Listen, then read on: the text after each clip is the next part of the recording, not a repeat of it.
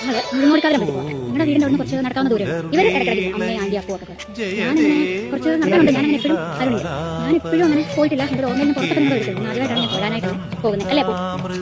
അപ്പോൾ എന്നെ കൊണ്ടുപോകുന്നല്ലേ? അപ്പോൾ അറിയത്തില്ല ഈ സ്ഥലം അങ്ങനെയാണ്. അപ്പോൾ ഞാൻ എന്തോരം ഉണ്ട് അല്ല അതിന് കുറച്ചുകൂടെ ഉള്ളൂ. അപ്പോൾ എത്ര ദൂരം കൂടെ ഉണ്ട്? ഇച്ചിരി ഉള്ളൂ, കുറച്ച് ദൂരം കൂടെ ഉള്ളൂ.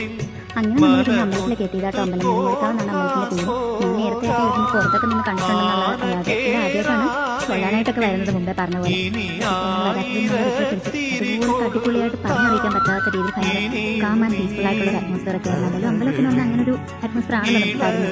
പിന്നെ എടുത്തു വരേണ്ട ഇവിടുത്തെ ഈ കാവാണ്. കാവും കുറേ അധികം മരങ്ങളൊക്കെ ആയിട്ട് ഒരു കുഞ്ഞമ്പലമാണ്. ഇങ്ങനെയുള്ള അമ്പലങ്ങളൊക്കെ നമ്മൾ അതിൻ്റെതായിട്ടുള്ള രീതിയിൽ തന്നെ ഇങ്ങനെ പ്രിസർവ് ചെയ്ത് വെക്കണം. നല്ല രസമാണ്. തൊഴുത് കഴിഞ്ഞിട്ട് ഇച്ചിരി കോട്ട എടുക്കണമെങ്കിൽ സാറിന് ഇഷ്ടപ്പെട്ടില്ല. സാർ കുറേ നേരം കൊണ്ട്